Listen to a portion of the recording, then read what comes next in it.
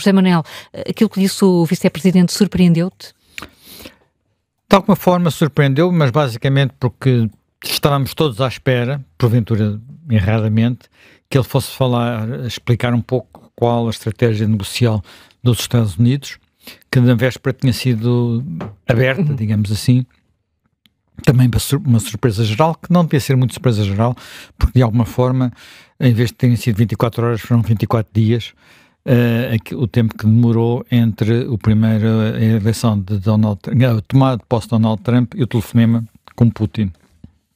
É evidente que o que aqui é muito desconfortável para a Europa, mas vamos ver até que ponto é que ela é responsável por isso, já falámos também um bocadinho disso, é a questão de a Europa ter ficado fora, não é? Portanto, não foi avisada do telefonema, não conhece detalhes do telefonema, só sabe aquilo que veio na rede social de Trump, num longo post dizer do que é que eles estiveram a falar e com algumas, enfim, uma parte de banalidade, outras partes mais preocupantes, e depois pensou-se bem, vamos lá ver o que é que Vance diz, até porque Vance vai estar com uma delegação grande em Munique. Vance vai encontrar-se com Zelensky, como se encontrou, portanto sabe-se que ao contrário, se Donald Trump não ligou nem para Mark Rutte, nem para António Costa, nem para von der Leyen, ligou para Zelensky, a seguir ao telefonema que fez com Putin, e portanto há aqui muitos aspectos que se esperava que houvesse alguma clarificação, e não foi por aí que Vance foi. Vance foi por um outro caminho que tem algo de relativamente surpreendente para toda a gente, porque ele falou, há duas coisas ali, portanto, falou sobretudo de valores e de algumas questões que se passam na Europa que claramente incomodam a atual administração americana. Vamos ver até que ponto é que nos deviam incomodar também a nós ou não, e por outro lado, disse algo que à primeira vista parece completamente despropositado, olhando, e porventura exagerado, mas que temos que também olhar para isso com algum cuidado. E esse algo é, o principal risco de segurança para a Europa não é a Rússia nem os Estados Unidos, os principais riscos vêm de dentro, porque de dentro a Europa tem-se, não apenas, quer dizer, ele nem fala muito de desarmado do ponto de vista militar e de segurança do termo, mas desarmado em termos de políticas públicas para poder enfrentar o mundo do século XXI. E depois deu vários exemplos. Alguns desses exemplos, na minha perspectiva, nós devíamos ter tido mais atenção para eles. Eu já aqui falei várias vezes do desconforto que me levanta o que se passou na Roménia, portanto, e a interrupção, digamos, a anulação pelo Tribunal Romeno e a confirmação por um Tribunal Europeu da primeira volta das eleições. Portanto, nem sequer estamos a falar de uma situação em que, quer dizer, aquele candidato que tinha passado à segunda volta podia ser derrotado na segunda volta, portanto, não havia nada de irreversível ainda. Portanto, é apenas, ali a única coisa que era irreversível era que o candidato do partido no poder, da família social-democrata, esse tinha ficado fora. Isso é que era irreversível. O resto havia outro candidato, centro-direita, que podia perfeitamente vencer a segunda volta. Portanto, ele disse aquilo de uma forma um pouco brutal, mas que um pouco brutal, porque diz que se um país, se a democracia no país não resiste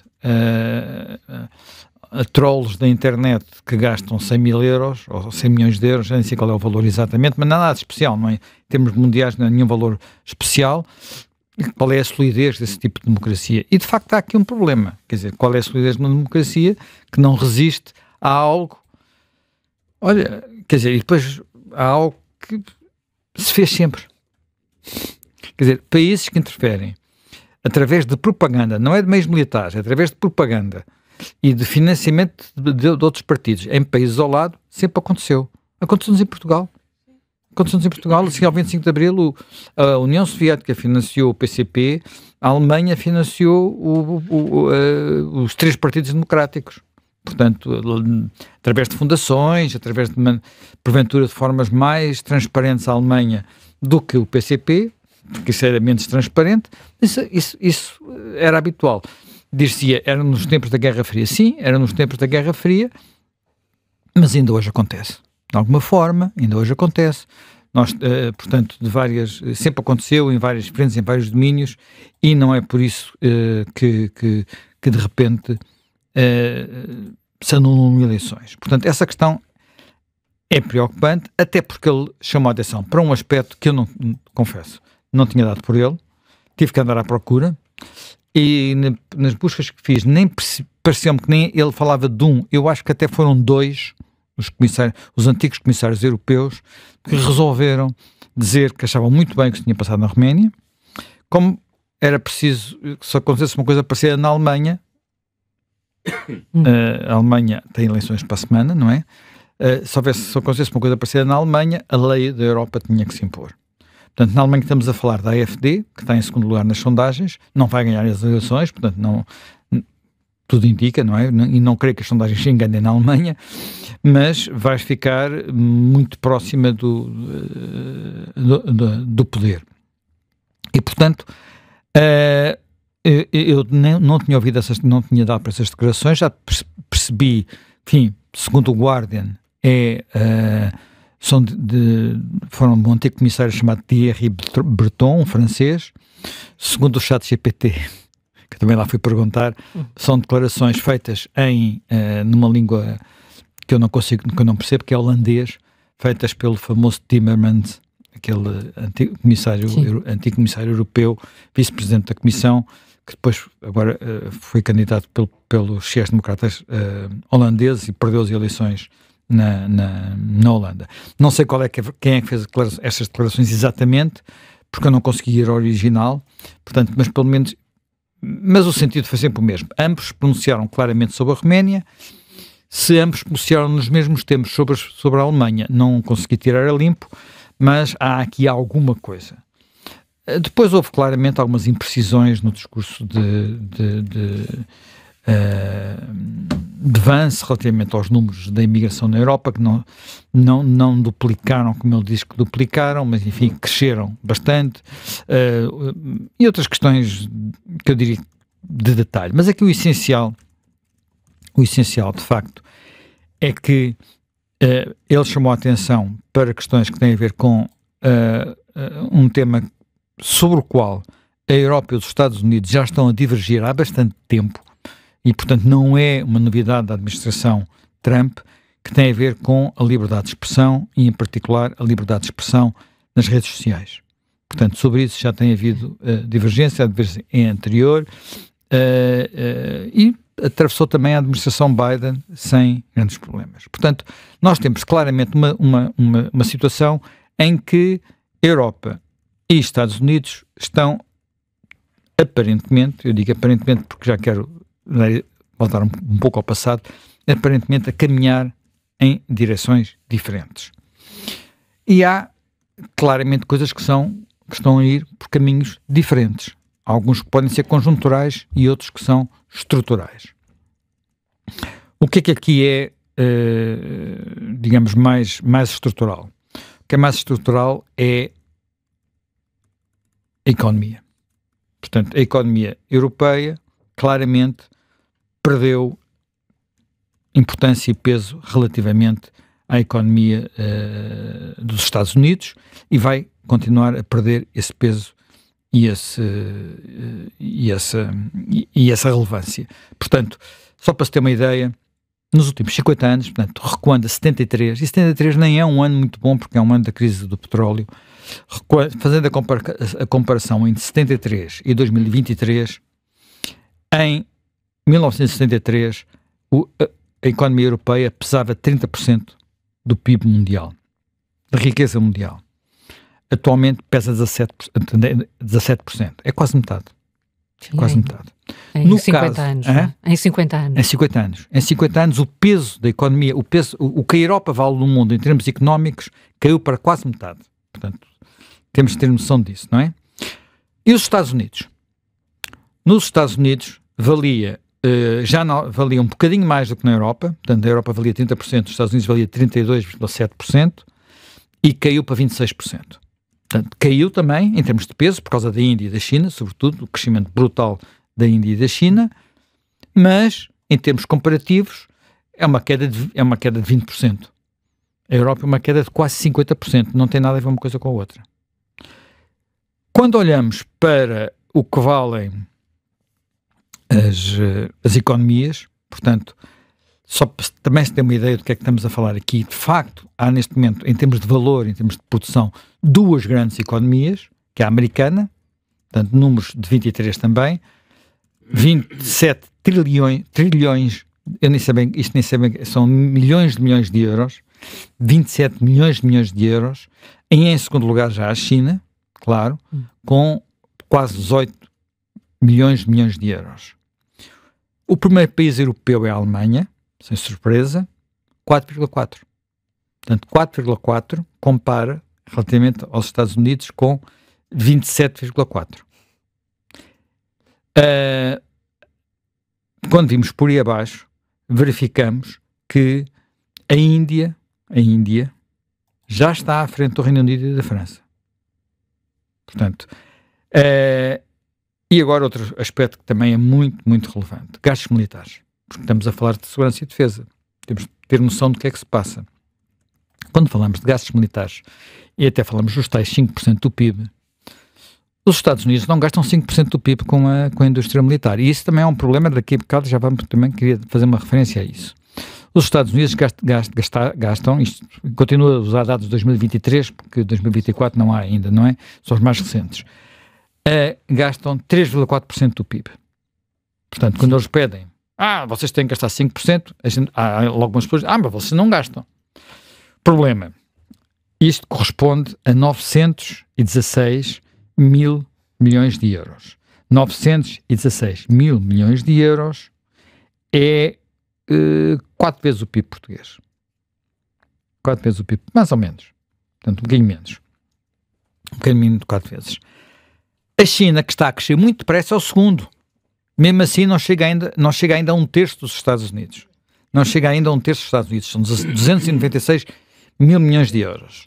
Mas atenção, em 2023, já com guerra, a Rússia, que nem sequer aparece entre os 10 países com o maior PIB do mundo, a Rússia estava com quase 110 mil milhões de euros. Curiosamente, a seguir vem a Arábia Saudita. Nós não damos importância nenhuma à Arábia Saudita. A Arábia Saudita gasta uma enormidade. Eu também vi, uma enormidade. Sim, mas é de facto... aliás, os gastos nesses países, nos Emirados, no Qatar, é muito expressivo. É muito expressivo porque eles vivem lá do Irão. Pois, eu também achei. Eles vivem lá do Irão. Eu também, mas quer dizer, mas é tão assim? Eu acho que é por isso. Quer dizer, é assim, e porque eles compram basicamente aos Estados Unidos, sim. E quando compram aos Estados Unidos não devem ter desconto. Eu diria mas que essa parte é uma não devem ter desconto. Os descontos na indústria militar é uma coisa que não devem ter desconto. Não devem ter desconto. Repara, estes países, portanto, a ordem é Estados Unidos, China, Rússia, depois vem a Índia. Sim. Depois vem a Índia. Mas isso percebe-se. A seguir vem a Arábia Saudita e só depois é que vem o Reino Unido. E o Reino Unido aparece abaixo da Arábia Saudita, pouco abaixo, mais ou menos o mesmo, à volta de 75 mil milhões de euros. Mas aparece abaixo. A Alemanha a seguir. E logo a seguir a Alemanha a Ucrânia. Obviamente, país em guerra. Pronto, país em guerra. A Ucrânia, que tem uma economia que é micro ao lado da França, está à frente da França, em termos de gastos militares. Pronto, está em guerra, não conta muito para este campeonato. Mas, portanto, temos de ter noção que este é o ponto de partida. E, portanto, é muito difícil dar a volta a isso, até porque se nós somarmos os gastos europeus, a Europa toda não só não se aproxima dos Estados Unidos, como, sobretudo, é um gasto descoordenado. É um gasto mal feito, é um gasto muito de desperdício, muito de redundâncias, muito de andar a fazer, todos querem fazer algumas coisas parecidas. Portanto, isto é, em termos de defesa. E, portanto, Eu acho que eu li nos últimos, li já hoje de manhã, não tinha visto ainda, mas li hoje de manhã um texto muito interessante de uma pessoa que sempre foi vista e continua a ser vista, creio eu, como um grande europeísta, colunista do Financial Times, Wolfgang Munchau. Por acaso o texto não é publicado no Financial Times, e é um texto, ele escreveu agora um livro, como toda a gente sabe, que eu tenho citado muito, a propósito da Alemanha, Caput. Portanto, ele, não sei se o livro já foi traduzido para português, mas se não foi, é deve estar a única ser. palavra que eu sei dizer em alemão. Caput. Caput, E Volkswagen. mas aquele é mesmo Caput. Auf São Wiedersehen. duas. Pouco a pouco é de lá chegar. Auf Wiedersehen também és capaz de dizer, não é? Sim, sim. 1, 2, 3, pronto. E acaba por aí. Bem, peço desculpa a algum ouvido alemão que esteja a ouvir. ouvido alemão, fico chocado com... Portanto, o que ele diz é assim, e provavelmente eu aqui também tenho que me incluir, portanto, apoiantes incondicionais, do ponto de vista, uma coisa é ser apoiante incondicional do ponto de vista político, outra coisa é perceber o que é que significa quando se há um Estado, que é um bocadinho diferente. Portanto, apoiantes incondicionais da Ucrânia, que estão, como ele diz, na imprensa inglesa, nos think tanks europeus, nos departamentos de história das universidades americanas, mas que, eu estou a citá-lo, esqueceram-se de ler Clausewitz. E numa das grandes lições de Clausewitz, é: não vais para a guerra sem saberes como é que podes acabar a guerra. E o problema é, em todas as declarações de apoio à Ucrânia, não há nenhum plano para acabar a guerra, a não ser a vitória da Ucrânia. Mas é que, se fosse este o plano, teria sido necessário fazer coisas que nunca foram feitas.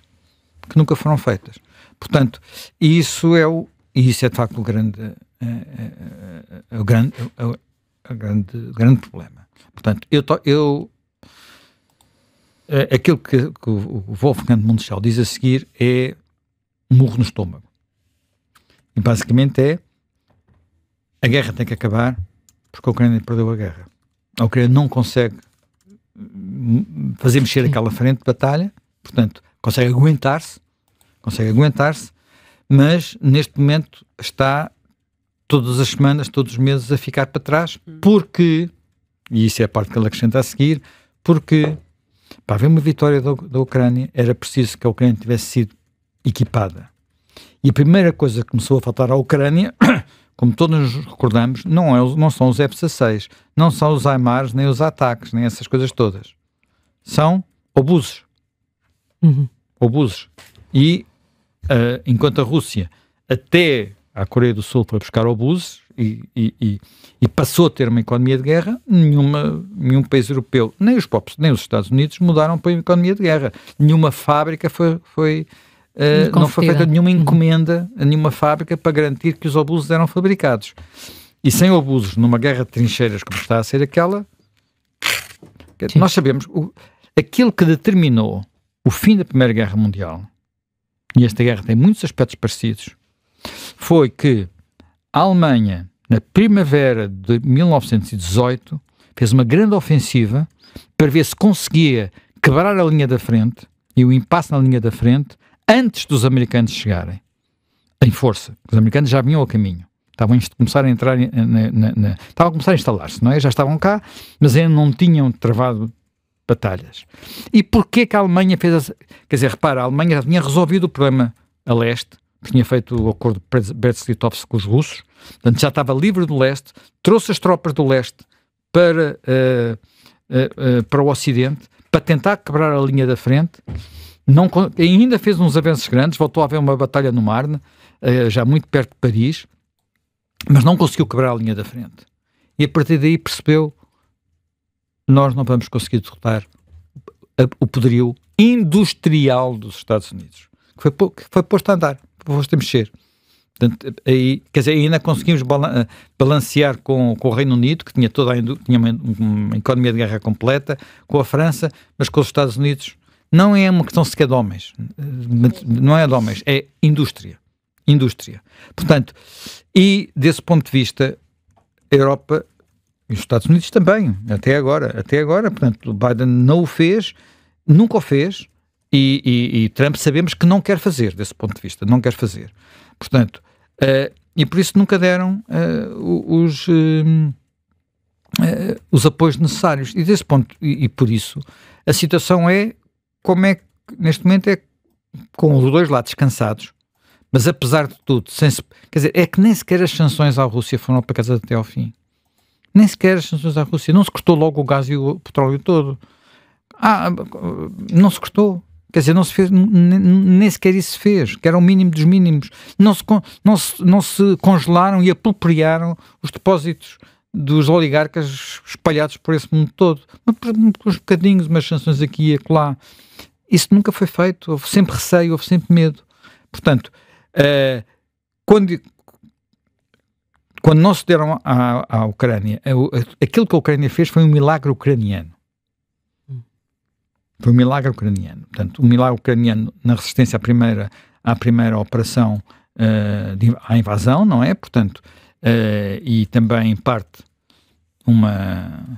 se a invasão pelo norte da Ucrânia tivesse sido feita com a mesma competência com que foi feita a invasão pelo sul, porque no sul, e isto é uma coisa que os militares discutem, nós vamos ter cá hoje mas no sul a operação feita a partir da Crimeia foi super eficaz. Parece que houve também traição do lado dos ucranianos e, portanto, ali as coisas não correram bem do lado dos militares ucranianos no terreno, naquela zona.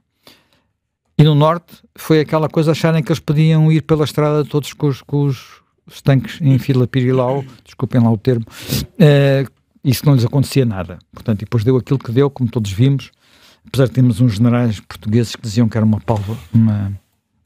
é que era? Pausa tática, ou não sei o quê, uma invenção qualquer, para dizer que aquilo não havia... É o terceiro capítulo da psiquiatria ou do declínio moral. Pode escolher esses generais portugueses, mas pronto, passando à frente. Enfim, pronto, indo à frente. Portanto, isto é um pouco o problema que temos, sendo que eu acho que precisamos de perceber que a forma como estamos, primeiro, duas coisas. Isto não é a primeira vez que há crises. E aí eu gostava de recordar algumas crises do passado para não ficarmos também tão pessimistas, não é? Assim mais rapidamente? Mais rapidamente, muito rapidamente. O João Marcos de Almeida, queres deixá-lo falar e falas das crises do passado depois? Bem, só lembrar, houve uma altura, só para lembrar a primeira de todas. Sim. A primeira de todas. Quando é que foi? Foi a crise do Suez em 1956 e a crise do Suez em 1956 não foi apenas uma divergência no interior da NATO, foi uma ordem dos Estados Unidos à França e à Inglaterra que na prática representou o fim do Império, dos dois impérios. Quer dizer, no Império Francês já era pouco, mas do Império Britânico foi claramente o fim do Império Britânico por causa da crise do Suez. Portanto, da guerra no Suez. E isso foi... E depois elas têm-se repetido, têm havido muitas. E capacidade de as reconstruir a seguir. Portanto, no sentido apocalíptico, em relação a isso, é preciso pôr um bocadinho de água na fervura. E olhar para o que Vance disse, porque naquilo que Vance disse, eu gostaria que ele tivesse falado mais da Ucrânia, mas naquilo que Vance disse, de críticas à Europa, há muitos pontos que a Europa tem que perceber que são de facto um problema, da imigração às questões da liberdade de expressão. Porque de facto, prender alguém que está a rezar silenciosamente junto de uma clínica do aborto não é defender o aborto, defender a proibição do aborto, é defender a liberdade de expressão. Ele depois engana-se sobre a Escócia. Mas esse aspecto, que eu vi logo as pessoas, veio para cá fazer propaganda cristã. Não foi isso que ele disse, os cristãos também têm a liberdade de expressão. E a América nasceu primeiro por uma questão de liberdade religiosa, antes da liberdade política.